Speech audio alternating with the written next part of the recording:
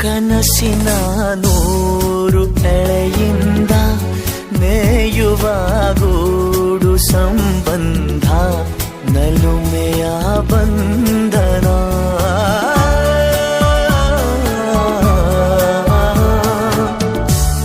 ಯಾರೋ ಕರೆದಂತೆ ದೂರಿಂದ ಗರಿಯ ತೆರೆದಂಥ ಮರಿ ಚಂದ ಗೆಲುವಿನ ಬಂಧನ. ಅದೇ ಭೂಮಿ ಅದೇ ಬಾನು ನಯನಾನು ತನ,